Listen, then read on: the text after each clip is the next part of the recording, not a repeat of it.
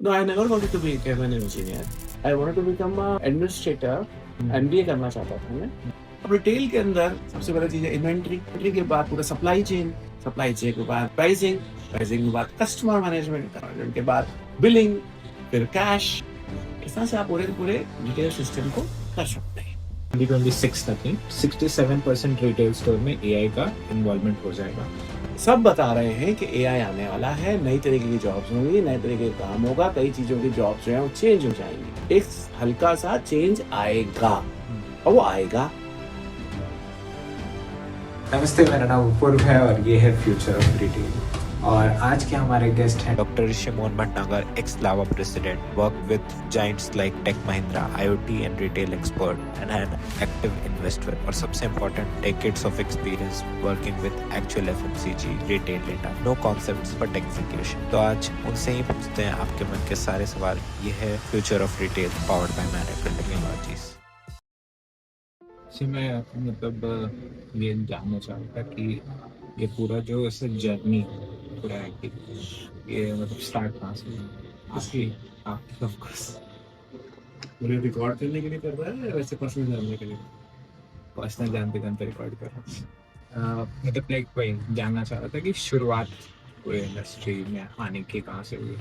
Looking at your educational background, मैंने पूरा LinkedIn लगा दिया आपका, वेबसाइट, यूट्यूब सब। मैंने टेक महिंद्रा, मैं आईएमटी गाजियाबाद से मैंने एमसीए किया था। अपनी बीएससी ऑफ इलेक्ट्रॉनिक्स के बाद मैंने एंट्रेंस एग्जाम दिया। एंट्रेंस इंटरव्यू वगैरह के बाद मेरा आईएमटी गाजियाबाद में मास्टर इन कंप्यूटर एप्लीकेशन में एडमिशन। वहाँ 3 साल का कोर्स था। 2.5 साल के बाद, 2 साल के बाद ही हमारी कंपनीज आने लगी और मेरा कैंपस रिक्रूटमेंट में एचसीएल ग्रुप में मेरा एंट्रेंस हो गई। तो इससे मेरी जर्नी स्टार्ट है 1998। 5 जनवरी 1998 को मैं एचसीएल ग्रुप में मैंने ज्वाइन किया और मेरे को एचसीएल प्रो सिस्टम मिला, जो कि एचसीएल प्रो सिस्टम उनका एक एचसीएल ग्रुप का एक जॉइंट वेंचर था प्रो सिस्टम यूएस की कंपनी के साथ। तो वहाँ पर मेरी फर्स्ट जॉब स्टार्ट हो गई और वहाँ से फर्स्ट जॉब स्टार्ट होगी तो मेरे को एक फर्स्ट जो प्रोजेक्ट था, एक डेवलपमेंट प्रोजेक्ट मिला। उस समय Y2K का टाइम हुआ करता था, यूरो 2000 Y2K। तो मैक्सिमम लोगों को इस तरह के प्रोजेक्ट्स मिलते थे। समाउ मैं लकी था और मुझे एक डेवलपमेंट का end to end life cycle का प्रोजेक्ट मिला सिंगापुर गवर्नमेंट का, जिसमें मेरा एलोकेशन हुआ। अब क्योंकि मैं एक अच्छी अंग्रेजी बोलता था और टेक्निकली सॉलिड था, तो पूरी की पूरी टीम में एंड में जब यूएटी के लिए, यूजर एक्सेप्टेंस टेस्टिंग के लिए सिंगापुर जाना था, तो ये हुआ कि मेरे को ही भेजा जाए। तो फिर मेरे को एज अ 6 मंथ्स ट्रेनिंग मैं एचसीएल ग्रुप से, एचसीएल प्रो सिस्टम से सिंगापुर गया अपने कस्टमर के पास। और तब से जर्नी अच्छी हुई। मतलब आपके लिए बहुत एक्साइटिंग रहा होगा उस वक्त। पहली बार हवाई जहाज में बैठा था, मेरा परिवार जो था वो मेरे को एयरपोर्ट तक छोड़ने के लिए आया था। पता नहीं कितनी गाड़ियां गई थी, मेरी मौसी, मेरे मामा, मामी सब गए थे। So you always wanted to be an engineer? No, I never wanted to become an engineer. I wanted to become a administrator. MBA करना चाहता था मैं, क्योंकि आईएमटी के बाद में मेरा एमबीए में एडमिशन हुआ नहीं और एमसीए जो था वो एक अच्छी चीज थी। और सबने मुझे कहा कि मैंने क्योंकि इलेक्ट्रॉनिक्स में ऑनर्स की है तो मुझे अपना टेक्निकल उसमें फील्ड में आगे बढ़ना चाहिए। तो मैं एमबीए की जगह मुझे एमसीए मिल रहा था। आईएमटी गाजियाबाद एक बहुत ही रिनाउंड इंस्टीट्यूट था। तो 1995 में उस समय कभी इंस्टीट्यूट हुआ करते थे, IMT was one of the top institutes, तो मैंने उसमें ले लिया। Interesting. I was going through your articles recently. आप AI की बहुत बात करते हैं कि लाइक कैसे AI हर सेक्टर को रेवोल्यूशनाइज कर रहा है। I was going through the data जो अभी इंडियन गवर्नमेंट का जीडीपी डेटा है।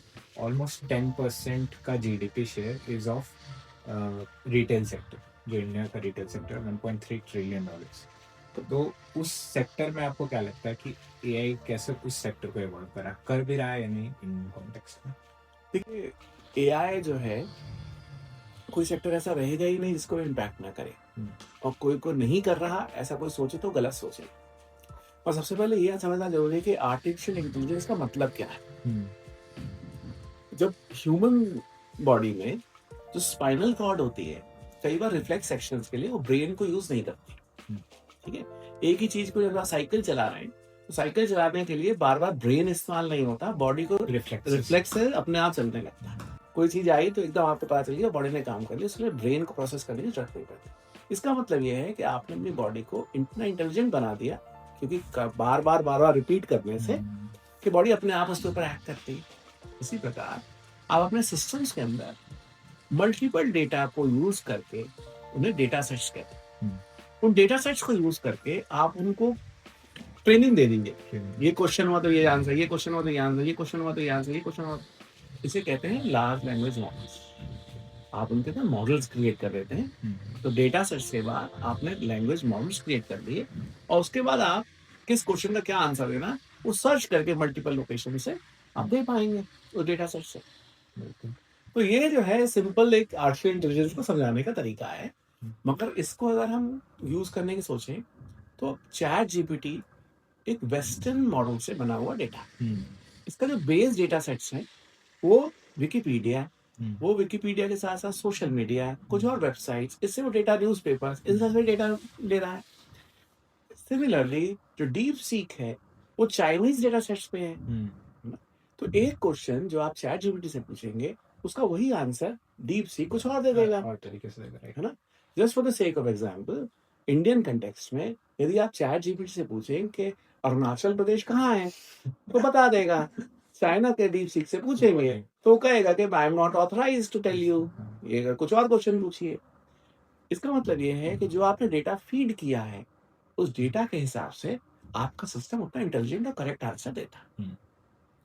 अब coming to the retail sector, अब रिटेल के अंदर सबसे बड़ी चीज है इन्वेंट्री। इन्वेंट्री के बाद पूरा सप्लाई चेन, सप्लाई चेन के बाद प्राइसिंग, प्राइसिंग के बाद कस्टमर मैनेजमेंट, कस्टमर मैनेजमेंट के बाद बिलिंग, फिर कैश। इस तरह से आप पूरे पूरे रिटेल सिस्टम को कर सकते हैं। और भी कई चीजें होंगी। तो क्या आप अपने पूरे पूरे सिस्टम को इतना इंटेलिजेंट बना सकते हैं कि वो आपको इन्वेंट्री को मैनेज कर पाए? Answer is yes. क्या आप अपने सप्लाई चेन को मैनेज करने के लिए पूरा डेटा कर सकते हैं और उसके अंदर जितने भी एल्गोरिदम्स लगने हो कि ये सप्लाई चेन के लिए इस तरह से आपको ट्रक को बुलाना है, या इसके लिए गाड़ी चलेगी, इसके लिए चलेगा, इसका ये जीएसटी का पूरा इनवॉइस देना पड़ेगा। क्या आप सिस्टम को इंटेलिजेंट बना सकते हैं? यस, यू कैन बना सकते हैं। तो उसके अंदर आप आर्टिफिशियल इंटेलिजेंस कर देंगे। आप कस्टमर पॉइंट ऑफ व्यू से अगर आपने ऋषि भटनागर पे था स्कैन किया कि आपने मेरी वेबसाइट देखी, आपने मेरा लिंक्डइन देखा, आपको मेरे को पता है कि आप कहाँ, ठीक है। अब आपको ये समझ में आया होगा कि मेरे को कपड़े पहनने में मैं किस तरह के कपड़े पहनता हूँ, है ना। आपने ये देखा होगा किस तरह की टाई पहनूंगा या किस तरह के बैठने का जूता पहनूंगा। तो अगर मैं इस तरह के रिटेल स्टोर में जाऊं तो मुझे रेड कलर की शर्ट दिखाएगा ही नहीं। वो मेरे को sky blue, blue, white, grey ऐसे ही दिखाएगा। तो उसको पहले से ही पता होगा कि डॉक्टर ऋषि भटनागर की डेटा सेट में इस तरह की लाइकिंग है। तो आपने चॉइस को आसान कर दिया एक्चुअली, आपको ही पता चलेगा। इस तरह से आप कस्टमर सेटिस्फैक्शन और कस्टमर रिटेंशन में एआई मॉडल्स को यूज करके पता कर सकते हैं। इसमें दो क्वेश्चंस जो मैं इंटीग्रेट करना चाहूँगा। एक जो मैंने मैकेंजी की रिपोर्ट पढ़ी उसमें हाइपर पर्सनलाइजेशन की बात हो रही है कि लाइक कैसे, और उनका प्रेडिक्शन ये है कि 2026 तक ही 67% रिटेल स्टोर में एआई का इन्वॉल्वमेंट हो जाएगा। तो क्या इंडियन मार्केट इस चीज़ के लिए रेडी है? क्या हमारा डेटा इंफ्रास्ट्रक्चर इस चीज़ के लिए रेडी है? साथ साथ जो आपने मैं लिंक्डइन से आपको कोट कर देता हूँ, आपने कहा था कि इंडिया के अंदर पोटेंशियल है कि वो पूरे एआई रेवोल्यूशन में सबसे आगे खड़ा हो without copying the western model. तो वो कैसे पॉसिबल? देखिए, पहले क्वेश्चन का आंसर कि हाइपर पर्सनलाइजेशन, मतलब मेरा ये सोच है कि अगर मेरे को जो लगता है अच्छा वो मुझे ही लगता है अच्छा, जो मेरे को पहनने में अच्छा लगे। आपको चेक की शर्ट अच्छी लगती होगी, मेरे को नहीं लगती। मुझे स्ट्राइप्स या प्लेन अच्छा लग रहा है ना, मुझे ये कलर। तो इसका मतलब ये है कि फ्यूचर जो है पर्सनलाइजेशन पे जाएगा। चाहे वो शू का हो, चाहे वो दवाई का हो, चाहे वो खाने का हो, चाहे वो कपड़ों का हो। तो हर एक चीज में आपको पर्सनलाइजेशन चाहिए। वो हाइपर की क्या डेफिनेशन है? वो हाइपर का आंसर मेरे पास नहीं है कि हाइपर को कितने को हाइपर बोलेंगे, मगर हाँ, स्टैंडर्डाइजेशन से अब आप एक लेवल पे हटेंगे। मतलब hyper personalisation is something like, जैसे अभी तक हम एआई को अपना रिकमेंडेशन के लिए मान रहे थे, अब वो डिसीजन मेकर होता है। हाँ, मैं धीरे धीरे एआई डिसीजन मेकर में हेल्प कर रहा था, अब डिसीजन लेने कर लेंगे आप। वो तो फ्यूचर है ही। तो दूसरी चीज क्या कि मैंने कहा कि चैट जीपीटी एक वेस्टर्न डेटा सेट्स के ऊपर बेस्ड है, उसमें कोई डाउट नहीं है। अब हम इंडियंस बड़े डिफरेंट हैं। जो चीज कश्मीर में चलती है वो तमिलनाडु में शायद ना चले, जो वेस्ट बंगाल में चल रही होगी वो शायद गुजरात में ना चले। हमारे तो लोकलाइजेशन, हमारी लैंग्वेज, हमारी हैबिट्स, हमारे फूड, हर एक चीज जो है, कोई कहता है कि 100 किलोमीटर के बाद हर एक चीज बदल जाती है, भाषा बदल जाती है, भारत खाने में की तो चीज बदल जाती है, सब कुछ बदल जाता है। तो हमारे यहाँ पर जो एआई मॉडल्स हैं वो हमें अपने लिए क्रिएट करने पड़े। हम अब किसी और के मॉडल्स को कॉपी करके अपने लिए चलाएंगे तो उसमें दिक्कत आएगी। तो जिस तरह से हमारे यहाँ पर एआई मॉडल्स क्रिएट हुए लैंग्वेज के लिए, हमारे डिफरेंट एक्सेंट्स हैं, हमारे डिफरेंट लैंग्वेजेस हैं। अब आप अगर गूगल को देखें या गूगल का जो जीपीएस सिस्टम है उसके अंदर वो अंग्रेजी बोलते बोलते वो मैक्सिमम नामों को करेक्ट नहीं बोल पाता, है ना? बिकॉज हिंदी क्योंकि वो हिंदी में या जिस तरह के हमारे नाम है उसको करेक्टली प्रोनाउंस नहीं कर पा रहा। तो कुछ दिनों में इरिटेटिंग करने लगा। धीरे धीरे गूगल के लिए मार्केट इतना बड़ा हो जाएगा कि वो लोकलाइज कर देने लगेगा और वो प्रॉपर इंडियन तरह से वो चीजों को प्रोनाउंस करेगा। इसे लोकलाइजेशन की जरूरत होगी और लोकलाइजेशन का काम हम सबके लिए बड़ा इंपॉर्टेंट है, क्योंकि मार्केट जो है, जब आप हाइपर पर्सनलाइजेशन की बात कर रहे हैं तो I should be talking in the language which I can understand and this is more comfortable for me. तो इसलिए ये पर्सनलाइजेशन वर्ड कितना हाइपर होगा ये मैं नहीं जानता, मगर हाँ, आपको इंडियन मार्केट के लिए इंडियन डिमांड्स के हिसाब से अपने आप को कस्टमाइज करना ही पड़ेगा।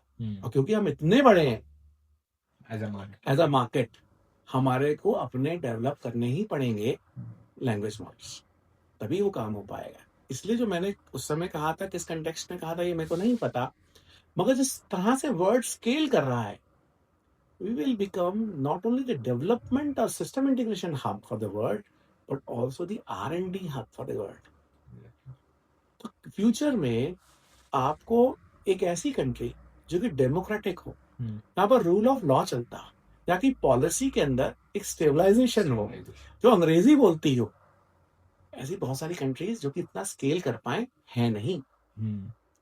और हमारे पास आईपीआर लॉज भी हैं, है ना?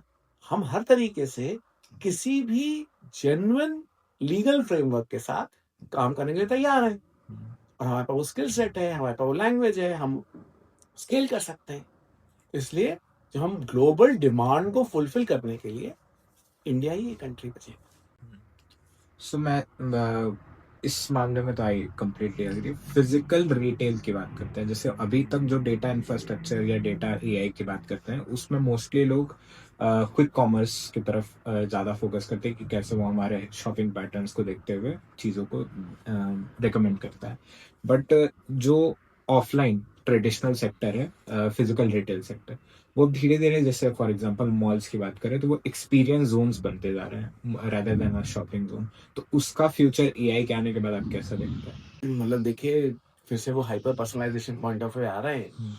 इंफ्रास्ट्रक्चर पॉइंट ऑफ व्यू से दो चीजें होती हैं। एक एआई का इंफ्रास्ट्रक्चर, जीपीयूज, डेटा सेंटर्स, जिसमें आज की तारीख में India produce 17% of the total world data, but we have only 3% of the data centres.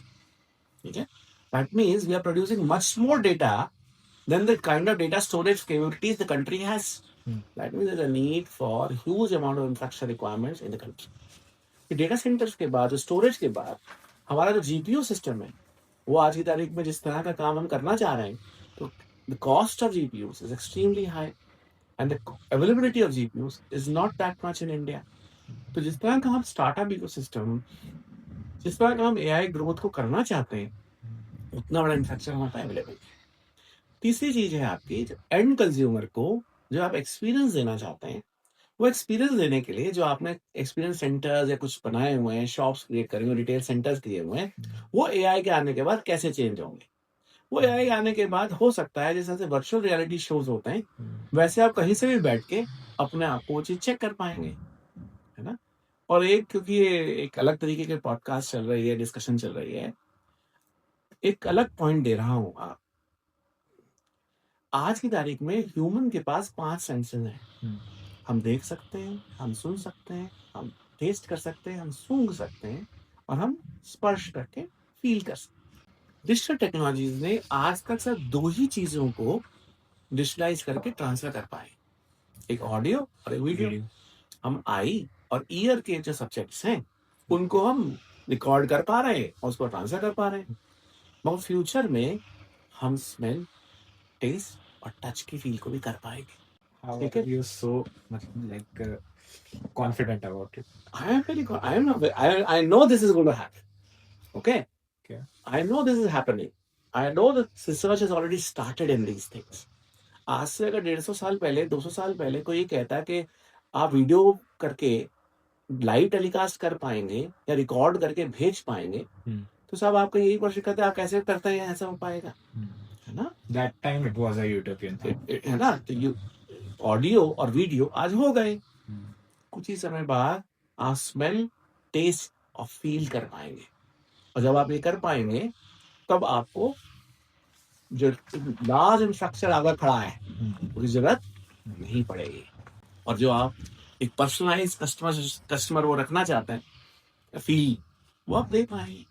और मतलब आप मुझे ये समझाइए कि इंडियन कॉन्टेक्स्ट में जैसे बहुत सारे मार्केट में सॉफ्टवेयर्स अवेलेबल हैं, आप you have been an investor for a very long time, तो आप क्या सोचकर कोई अगर एआई पिच कर रहा है, जैसे बहुत सारे ब्रांड्स हैं, तो आप क्या सोचकर कोई इंडियन एग्जांपल अगर किसी ब्रांड का आप दे सकें जो इस चीज सेक्टर में काम कर रहा है और उस पर आपको लगता है कि हाँ ये फ्यूचर है आगे का? हाँ, मतलब जो देखिए जो पब्लिक डोमेन में चीजें हैं उसके अंदर तो यूएस के अंदर वॉलमार्ट जो है सप्लाई चेन में यूज कर रहे हैं, उसमें कुछ ऑर्गेनाइजेशन अपनी इन्वेंट्री मैनेजमेंट में कर रहे हैं, कुछ ऑर्गेनाइजेशन अपने फ्रॉड मैनेजमेंट, कैश फ्लो को देख रहे हैं, कुछ लोग अपने कस्टमर रिटेंशन के लिए देख रहे हैं। इंडिया में आज की तारीख में customer retention point of view से लोग बाग ज्यादा यूज कर रहे हैं एआई को, स्पेशली। ऐसा मैं एग्जांपल नहीं है मेरे पास, और जो मैक्सिमम जैसे अभी मतलब जैसे आपने एग्जांपल दिया Walmart, Salesforce is an example जो वहाँ की सबसे बड़ी कंपनी। इंडिया में भी कुछ ब्रांड्स हैं जो उस लेवल पे काम कर रही हैं जिनका एआई इंटीग्रेशन को लेकर काम हो रहा है, जैसे for example AI route optimisation जो वो करते हैं इन्वेंट्री मैनेजमेंट के लिए, फिर डेटा कलेक्शन के लिए, उसका आप क्या फ्यूचर देखते हैं आगे, या वैसे कोई ब्रांड्स? देखिए जो ब्रांड एक अलग चीज है, कुछ स्टार्टअप टाइप कंपनीज जो इस चीज के ऊपर काम कर रही हैं वो एक अलग चीज है, नहीं ना, स्टार्टअप है ना? तो जो काम कंपनी जो as a service as a product create कर रही हो जिसे रिटेल ब्रांड्स यूज करेंगे, वो एक अलग चीज है ना? ऐसे ही तो देखिए मेरी खुद की एक मैनाकल नाम की कंपनी है जो अपने जो कंप्लीट सेल्सफोर्स मैनेजमेंट का जो प्रोडक्ट है उसको एआई एनेबल कर रहे हैं। अपना कंप्लीट ईआरपी जो है जो डिटेल के लिए मैक्सिमम काम हो रहा है उसी को वो लोग कंप्लीट एआई एनेबल कर रहे हैं। तो इस तरह की काफी ऑर्गेनाइजेशंस हैं जो करेंगी, और मुझे लगता है कि रिटेल में स्पेसिफिकली इस कंपनी को एमसेल इनका एक प्रोडक्ट है इसमें काम करते हैं, क्योंकि टोटली एआई एनेबल कराया जा रहा है। मतलब जैसे मैं भी आपसे बिल्कुल बेसिक लेवल पे भी, क्योंकि मुझे उस एरिया या उस तबके को रिप्रेजेंट करना है जिसको इस टेक्नोलॉजी के बारे में डिटेल ज्ञान नहीं है, तो बहुत सारे मिसकंसेप्शन भी है हमारे पास एआई को लेकर। कुछ मिसकंसेप्शन जिससे आपको पता चला हो जो आप आज यहाँ पे मिथ बस्ट करना चाहते हैं एआई को लेकर? देखिए सबसे बड़ा मिसकंसेप्शन है कंसेप्ट ये जो नैरेटिव है कि उससे जॉब जाएंगी, नई तरह की जॉब। तो जब भी कुछ इस तरह की नई चीज टेक्नोलॉजीज आती हैं तो नई तरह की जॉब्स क्रिएट होती है ना? तो जब मतलब मैं इसमें हर बार एक एक एग्जांपल देता हूँ, उसी को फिर से रिपीट कर देता हूँ कि 1986 में कंप्यूटर जब आ रहा था तो लोग बाग सड़कों पे खड़े हो गए कि हम जो है बैंकों को और रेलवे को कंप्यूटराइज नहीं होने देंगे। अब आप आज इमेजिन कर लीजिए, तो टेक्नोलॉजी को आप रोक नहीं सकते। तो एआई आ रहा है, एआई इंप्लीमेंट होगा, अब हमें उसके साथ अडॉप्ट करना है कि हम अपने आप को कैसे रीस्किल करेंगे, अपस्किल करेंगे और उसके साथ अपने आप को एनेबल करेंगे।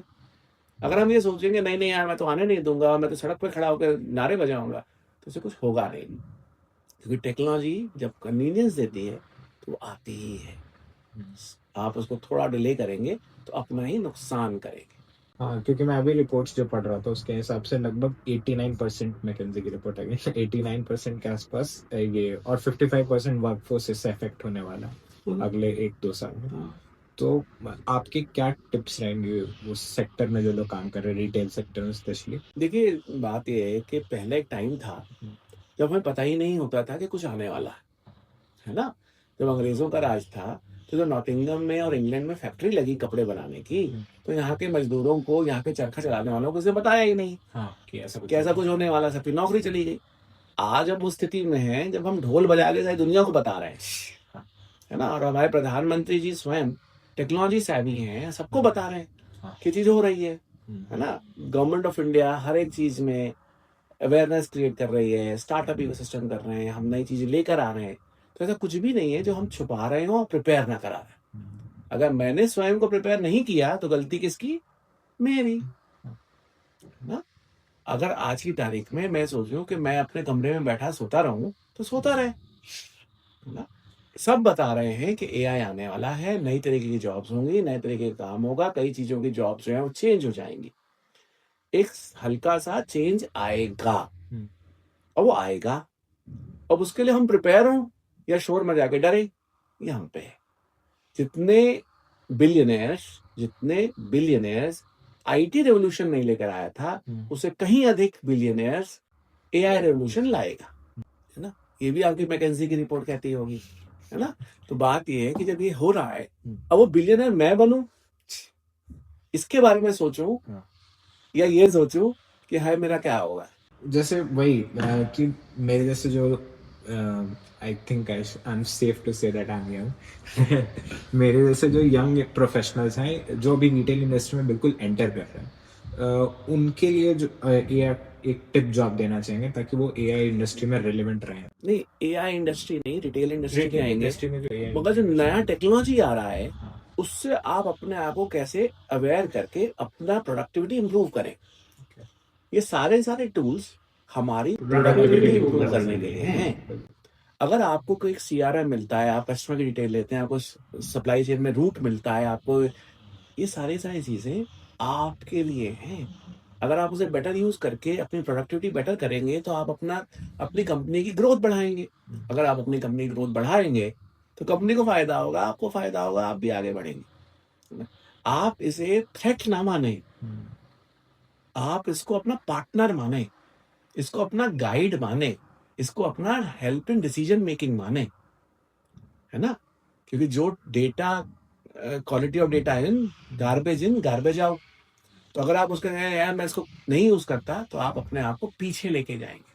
कितनी जल्दी आप इसे सीख के आगे बढ़े, आपका फोकस इस पे होना चाहिए।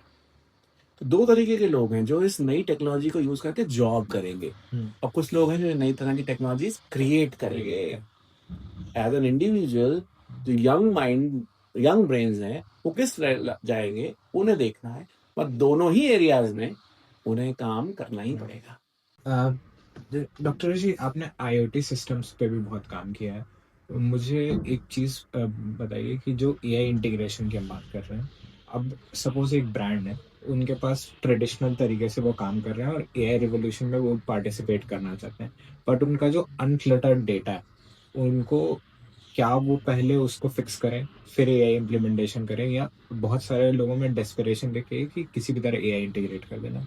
तो दोनों केसेस में क्या तो डिफरेंस? मेरा हमेशा यही किसी भी कंपनी को जो कोई चला रहा है उसको पहले स्ट्रेटेजाइज कर लेना चाहिए, और फिर उसको जो है, मतलब देखिए जब भगवान ने सोचा इंसान बनाऊंगा तो उसने स्टार्ट किया सिंगल सेल एमीबा से, है ना। और हम सोचते हैं हम सारे काम एक साथ कर लेंगे, है ना। तो मुझे लगता है कि एक बार स्ट्रेटेजी क्रिएट कर लें, हो सकता है मल्टीपल प्रोजेक्ट्स एक साथ स्टार्ट कर पाए और हमारा फाइनल जो आउटपुट है वो हम लेकर आ पाए। तो किसी भी पर्टिकुलर ऑर्गेनाइजेशन के अंदर डेटा क्लिनजिंग, डेटा एनालिटिक्स और एआई के लिए मॉडल्स क्रिएट करना साइमल्टेनियस चल सकता है, किसी के लिए कुछ और हो सकता है।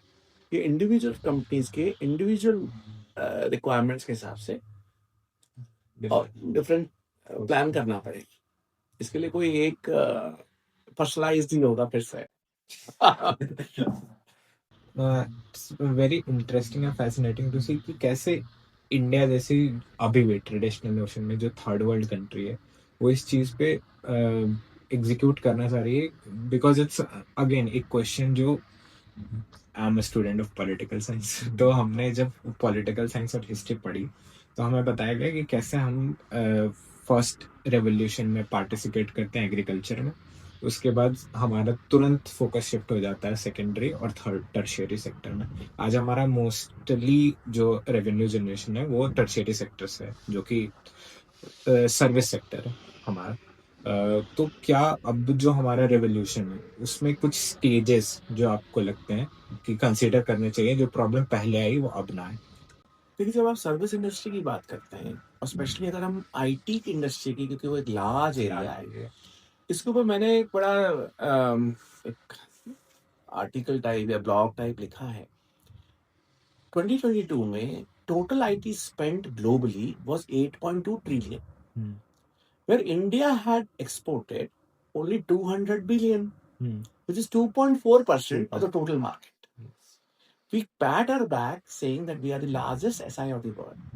But SI job, especially in the case of IT, is something like कि किसी किसान ने कपास उगाया, किसी ने उसके अंदर से रुई निकाली, किसी ने उसका धागा बनाया, किसी ने उसका कपड़ा बनाया, किसी ने कपड़ा बना के जीन्स बनाई और किसी ने उसको बेचा। ठीक है, किसी ने उसे खरीदा, फिर उसे किसी ने धोया और फिर किसी ने उस पर प्रेस कर।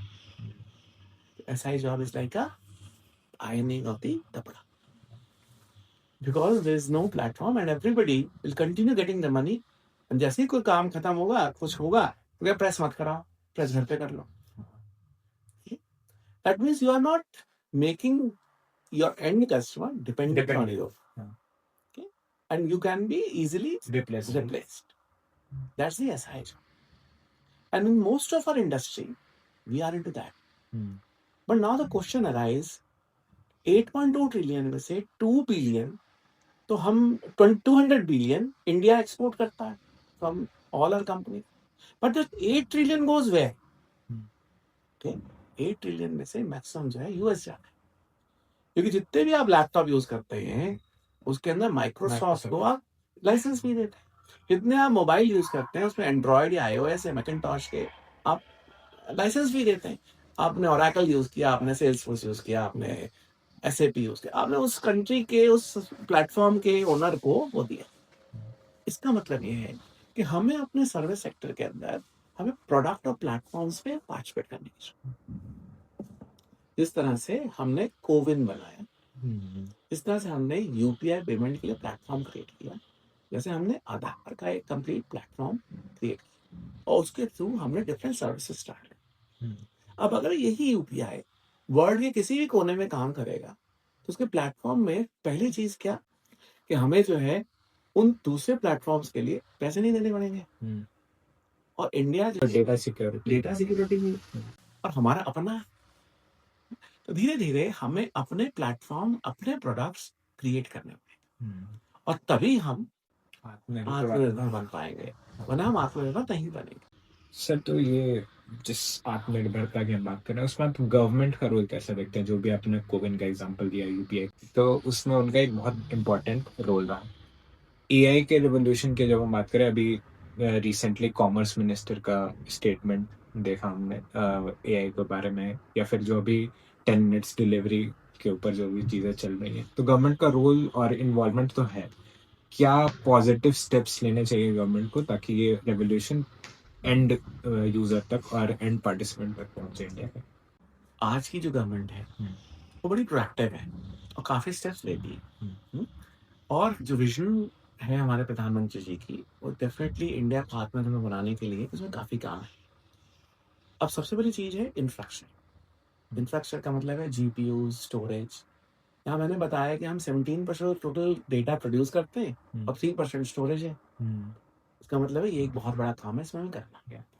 जीपीयूज की कॉस्ट बहुत हाई है, ना हम उन्हें मैन्युफैक्चर करते और हमें सारा का सारा इम्पोर्ट करना पड़ता है। हम उसके लिए क्या कर सकते हैं? तो स्टोरेज हो गया, जीपीयूज हो गए जो कंप्यूटेशन के लिए। उसके बाद अगर हम चैट जीपीटी या डीप सीक या परप्लेक्सिटी या जेमिन, जितने भी हमारे हैं, इनको यूज करते रहेंगे और अपना कुछ नहीं क्रिएट करेंगे, ठीक है? तो मैं इसका कई बार एग्जांपल देता हूँ, जैसे इस पॉडकास्ट के लिए भी देता हूँ। जैसे छोटे बच्चे को स्कूल जाता है और बच्चे को टीचर कह दे कि CAT SAT, है ना, तो बच्चे को आप कितना ही समझा लो, उसके माँ बाप कुछ भी बोलते हैं, वो कहते हैं मैडम कहती है CAT SAT, तो CAT SAT ही होता है। जब तक कि आप किसी दूसरी टीचर से या प्रिंसिपल से कहलवाओ कि सीएटी कैट होता है, तब तो बच्चा मानेगा नहीं। इसीलिए कि फ्यूचर में chat GPT, deep seek, perplexity, ये सारे के सारे टीचर बन जाएंगे, क्योंकि आज के बारे में बन गए हैं, है ना। तो आप जो है उस डेटा को कैसे करेक्ट कराएं या अल्टरनेटिव दें। इसलिए हमें भारत का एक जीपीटी चाहिए, भारतीय जी क्योंकि भारतीय जीपीटी हो। इसके ऊपर भी काम चल रहा है, मैंने देखा आपके है ना। LinkedIn पे post हाँ, वगैरह। तो भारतीय जीपीटी पे भी काम चलना ही चाहिए। भारतीय जीपीटी को अगर आप शॉर्ट में थोड़ा एक्सप्लेन करें ऑडियंस के लिए क्या है? देखिए, चैट जीपीटी से प्रश्न कीजिए कि क्या इंडिया का, भारत का बैटरी बनाने में कोई सहयोग है, तो वो कहेगा कुछ भी नहीं, है ना, कभी भी नहीं। उन्होंने साइंस और मैथमेटिक्स से बड़ा काम किया हिंदुस्तानियों ने, तो बैटरी में नहीं। मगर फिर जो है, अगर आप भारतीय जीपीटी से पूछेंगे तो वो बताएगा कि अगस्त्य मुनि की एक अगस्त्य संस्था में, संहिता में एक इस पर्टिकुलर चैप्टर के इस श्लोक में जो ये तरीका बताया गया है, ये बैटरी बनाने का, इलेक्ट्रिसिटी का। तो आप क्या बता रहे हैं, एक प्रूफ के साथ, हिंदुस्तानी नॉलेज की कंप्लीट मैन्युस्क्रिप्ट्स की कंप्लीशन के साथ। आप पूछें डीप सीक के साथ ही या किसी के साथ भी कि एटॉमिक थ्योरी किसने शुरू करी थी, तो कहेगा भाई ये आदमी था लंदन के अंदर, इन्होंने एटॉमिक थ्योरी शुरू करी थी। आप भारतीय जीपीटी से पूछे तो भारतीय जीपीटी बताएगा कि महर्षि कर्नाड थे। महर्षि कर्नाड ने 2600 साल पहले कर्नाड संहिता में एटॉमिक थ्योरी के बारे में बात करी। आज की तारीख में हमें अपने करेक्ट नैरेटिव सेट करने, वरना कोई ट्राइबल एरिया का ट्राइब अगर उसको चैट जीपीटी ने डेटा में नहीं रखा हुआ तो कहेगा हम तो एग्जिस्ट ही नहीं करते, है ना।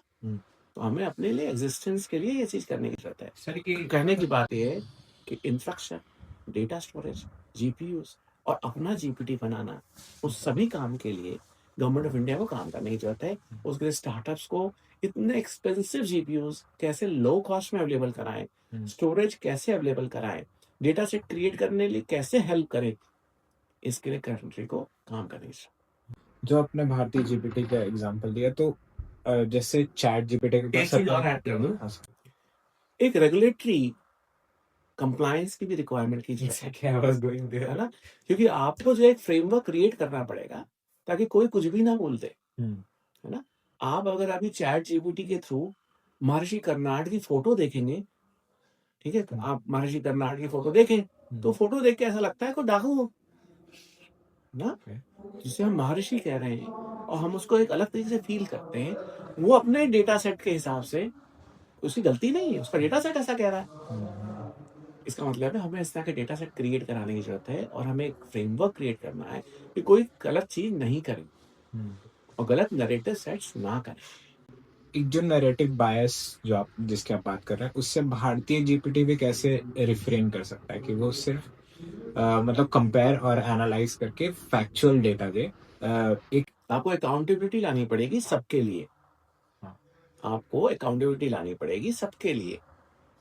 जैसा चैट जीपीटी कहता है कि XYZ ने एटॉमिक थ्योरी करी थी, इसका मतलब उसका डेटा करेक्ट नहीं है, है ना, तो उसके ऊपर कोई पेनल्टी होनी चाहिए कि भाई आपने गलत डेटा कैसे प्रोड्यूस करा, जबकि यहाँ पर कर्नाड संहिता में 2600 साल पहले किस जगह पे ये श्लोक लिखा हुआ है ना, तो आपने इंस्पिरेशन तो वहीं से है ना। इसका मतलब है जो आपने एक इनबिल्ट बायस है, उस बायस के थ्रू जवाब दे दिया, है ना। तो हमें एक तरीके की रेगुलेटरी फ्रेमवर्क, एक तरह की एंटी बायस या किस तरह की चीज न्यूट्रल उसमें लाना पड़ेगा। और जो चीज आप दे रहे हैं कि मैं कुछ भी नहीं कह सकता, मैं इस मैन्युस्क्रिप्ट की इस पंक्ति के इस आंसर के हिसाब से ये बात बोल रहा हूँ, मुझे ये बताने जरूरी है।